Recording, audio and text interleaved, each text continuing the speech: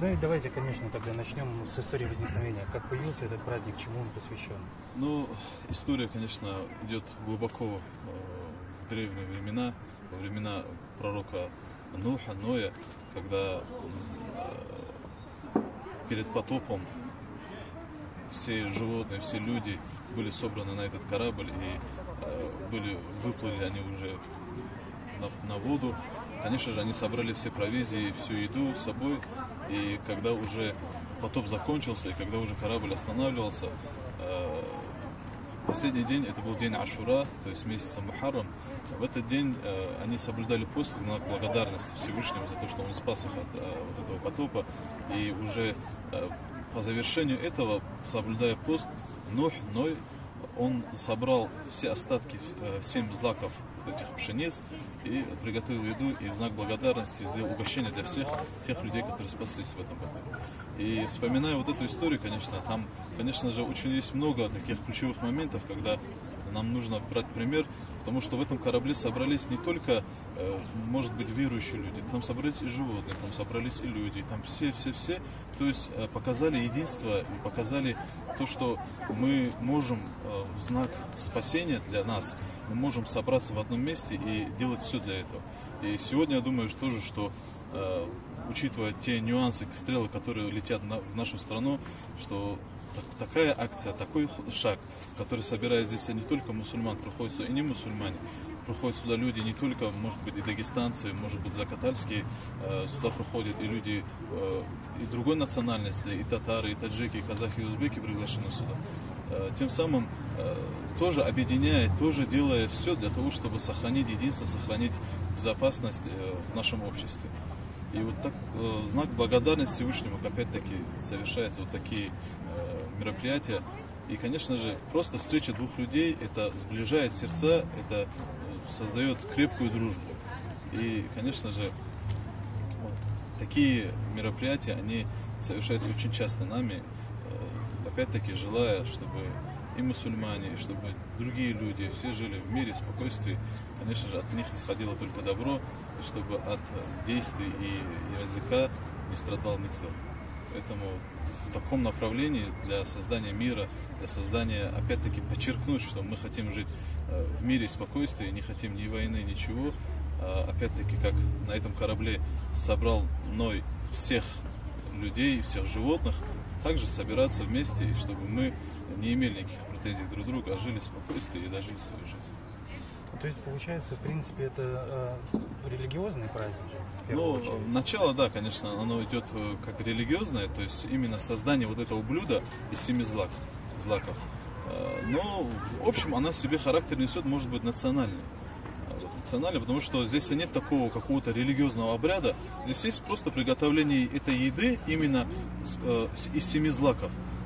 Она уходит в историю Ноя, а само мероприятие, оно, конечно же, совершается тем, что все сидят вместе, едят, и вот таким образом расходятся. Ну, конечно, есть и какая-то часть религиозного характера, это читаются молитвы и обращение ко Всевышнему, чтобы Всевышний, опять-таки, сохранил нас, наши семьи, наши города, нашу страну от, может быть, бед и несчастий, и войн, чтобы все остались, конечно, хорошо. А почему именно в это время проводится этот? Ну, сказать, что именно в это время, то есть месяц Мухаррам, конечно же, это не сейчас мы находимся в месяце Шаабан по мусульманскому календарю, но сейчас проводится это потому, что более-менее благоприятная погода, когда очень приятно это сделать, когда можно на улице без, может быть, холода оставаться. Но месяц Мухаррам приходится в зимнее время, но в зимнее время чуть-чуть неудобства создаются, поэтому это как-то немного перенесли на этот период и совершается в таком, когда озеленение, когда есть такое высказывание пророка, саллаллаху алейхи, что вот эта свежесть весны, она оживляет наше тело. Точно так же, как свежесть, холод осени делает листья вялыми, то же самое холод осени делает вялым тело человека. Поэтому человек должен остерегаться холода, прохлады осеннего. А весенний, наоборот, должен принимать, точно так же, как поры раскрываются, листья зеленеют, и все становится живым, то же самое человек становится живым, именно получая прохладу весеннюю. Поэтому сегодня весенняя прохлада, когда мы можем насладиться этой прохладой весенней и оживить наше тело. Да, пожалуй, и все. Пожалуй. Да, пожалуйста. Вот смотрите, когда у нас засуха идет, в такой момент народ делает угощение. Угощение делает просто у Всевышнего, чтобы дал нам благодать, чтобы дождь пошел, чтобы... Либо если сильно, когда дожди идут, чтобы нам солнце дал. Мы собираемся, делаем молитву, просим Всевышнего. И вот такие разными национальными угощениями. Это традиция, даже вот название, да, арабские сковородка арабская. В переводе она означает араб-сач. На аварском сач это сковородка, араб-сач. Вот сами видите, вот настолько вот это вот мероприятия национальные как бы сохранились у нас, особенно вот в районах, где компактно живут, допустим, аварцы, даргинцы, лезгины, кумыки. И по сегодня вот в этих горах можно встретить. Сегодня вот эти вот традиции мы не забыли, мы сохранили это для того, чтобы наши дети, даже здесь в Томске, в Сибири, да, 6 тысяч километров от родины, здесь даже вот это вот, то, что сковородка появился, здесь пельметы готовят, это большая радость для нас. И наши дети все радуются, подходят, смотрят. И гости наши, у нас сегодня гости из Кемерово, Новокузнецка, Новосибирска, Барнаула и из Нижневартовска даже. Студенты здесь наши из Нижневартовска приехали. То есть у нас вот такое вот мероприятие. Основной час, конечно, понятно, что это вот тоже рошулбок. Рожь это пшеница, зерно. Рошулбок, бок это плов. Бок это плов. Рошулбок это пшеничный плов. Пшеничный плов у нас так в переводе получается. Вот этот вот праздник тоже, его корни идут тысячи лет назад, времена пророков даже, потом отдельно Мухаммад Хаджи расскажет вам об этом. Вот это вот то, что мы делаем каждый год, уже 6-й год подряд. У нас говорят, что вот Рошулбок надо делать 7 лет подряд, чтобы от Всевышнего получить как бы благости, чтобы получить от Всевышнего. Настолько вот это вот национальное вот это блюдо, оно как бы религиозное получается. У нас как бы аварцы, в частности горное население, по сегодня это все отмечают. То есть не только аварцы, другие народы тоже. И у нас даже, мы родились в таком месте, в Азербайджане, да, где живут аварцы, и лезгины, и азербайджанцы, цахурцы. У нас практически во всех селах, и азербайджанских селах, и гальгинских, и цахурских селах, это все сохранилось. Это все сохранилось, это все сегодня продолжается. Поэтому вам повезло, что вы сегодня это все снимаете. Обычно такие же голубцы. Мы делаем из виноградных листьев и обычно из капусты, но сегодня приготовили из капусты. У нас голубцы сегодня, это у нас как второе блюдо будет считаться. Второе блюдо у нас сегодня тут голубцы. Из виноградных листьев мы готовим и из капусты. Сегодня они у нас с капустой, обычно как домашние голубцы. Это у нас идет халва домашняя. А из чего халва? Халва она у нас сделана топленое масло, мука, сахар и сироп. Но сироп мы делаем с сахарным сиропом, да. Но его варится очень долго, где-то час-полтора уходит для того, чтобы его приготовить. Но она у нас считается очень таким блюдом, сладким. Можно еще добавить сюда изюм. Все по-разному, кто как делает. Кто с изюмом, кто без изюма. Цукаты можно добавить. Это по желанию. Вообще долго халву делать? Больше, где-то час. Чтобы хорошая халва получилась, где-то уходит, час времени. Минут 45, час. Все? Эльмира, давай разрежь. Вот чем-нибудь. У нас мелкие должны быть они. Уважение этим людям очень сильно делаем, потому что... Аккуратными, чтобы они были все одинаковые.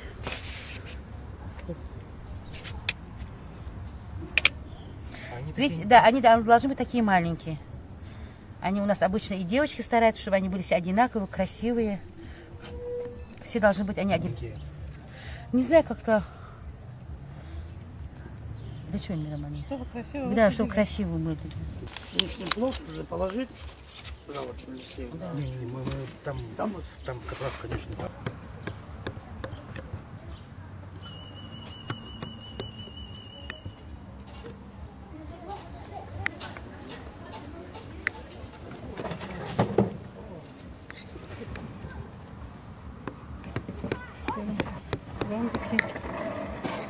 Так, Расул, нельзя так, оставьте это.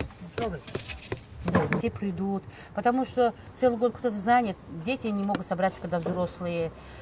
У всех каждый свои вот чем-то занят, а вот это праздник всех объединяет, сегодня все придут сюда. Постараться, поверим, возможно, чтобы все пришли. У нас просто, видите, мы... Покажите, какой. Вот это пшеничной мукой халва, а это у нас рисовая мука. Ну, состав там одна и та же, тоже сливочное масло, там сахар, мука. Тут По вкусу они отличаются? Отличается, да. Отличается. Отличается. Ну, как-то привкус другой чуть-чуть, вкус другой совсем получается. И вот рис... тут вкус риса, а тут вкус пшеничной мука. Там, ну, оба они сладкие, но вкус отличается, что это рисовая мука, там вкус рис напоминает. Давай, Эльмира, эту сними. Снимайте. Эльмира.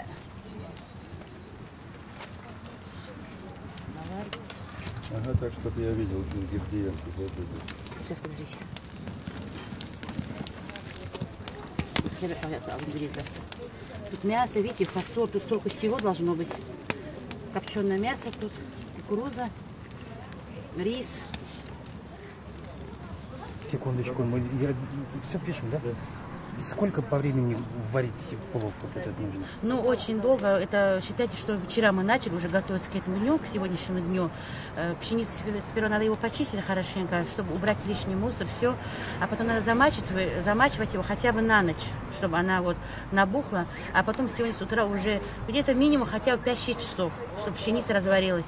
Но основной тут ингредиент считается сама пшеница. Кроме пшеницы у нас тут идет мясо копченое. Обычно мы на зиму сушим фасоль, рис, не считая приправы, кукуруза, зелень и другие вот. Кто-то добавляет чернослив, сушеную, кизил. Ну, у всех свои вот. Кто хочет добавлять, вкусы разные же у всех. Но сколько всего ингредиентов получается? где-то 18. Где-то 18 ингредиентов. Но основной где-то 10-12, они стабильны. А вот где-то дополнительно 5-6, это кто хочет, по вкусу. Кто хочет, ну, добавлять, можно сказать. رحمك يا ربنا جئنا مساكينا فهب لنا رحمة تمحو معاسينا بتنا بفيروس كورونا على قلق والهم والحزن قد أضنى أمانينا هذا البلاء طغى في كل ناحية فبات يملأنا رعبا ويكوينا وقد سهرنا على خوف يسامرنا وإن فررنا فلا الأكوان تأوينا واستيقظ العالم المنكوب مرتقبا لما أصاب به إيران والصين وأعلن الطب إفلاسا وقد مولئوا رعبا وما وجدوا حلا يواسينا وصار كل طبيب جل هماته نجاتنا إن رأى الأدواء تشوينا فلا العقاقير عن أجسادنا دافعت ولا الدواء له نفع بأيدينا وبادر الناس مذهولين والتجأوا لربهم رهبة منه مصلينا وسبح العالم المأنوس خالقه وردد الكل هذا كسب أيدينا طاروا بجرذومة من خوفهم فارقا فكيف لو ذور الله البراكين وكيف لو زلزل الدنيا بقدراته وكيف لو سامهم خسفا وسجينا وكيف لو أرسل الريح العقيمة على أوطانهم ففنت منهم ملايينا يا أيها العاجز المخلوق كيف ترى عجائب الله تشكيلا وتلوينا يا أيها التائه المسكين هل ظهرت جلالة الله أو أحكامه فينا يا أيها الطين والعبد الفقير العظام عرفت قدرك أم لم تعرف الطينا؟ فروا على زحف كورونا ولقانهم درسا من الذل حتى ملت القينا. كأن وثبات كورونا تقول لنا عود إلى الله يؤوينا وينجينا. حتى المآذين تبكي وهي واجبة من روعة الخطب إعوالا وتحزينا. وللإمام نشيج في تلاوته يقطع القلب أو يبكي معاقينا. وكعبة الله ثكلى في مصيباتها تشكو إلى الله حال الكون تأبينا. صار المطاف حزينا بعدما هجرت ربوعه وهو طول الدهر يحوينا. لا البحر ذو رأفة ترجى فنركبه ولا الفضاء يواسينا ويحمينا ولا الجبال بها عزم فتعصيمنا ولا الفيافي لبر الأمن ترسينا. صرنا نشك بأيدينا فنغسلها كأنها أصبحت كرها تعادينا. وصار من كان بالأشواق نحضينه يفر منا ولا يلم بوادينا. ونقرأ النت والمذياع نسمعه والذعر يدهمنا والهم يضنينا. أين المفر وكل الأرض عاجزة وذاب بالخوف من كانوا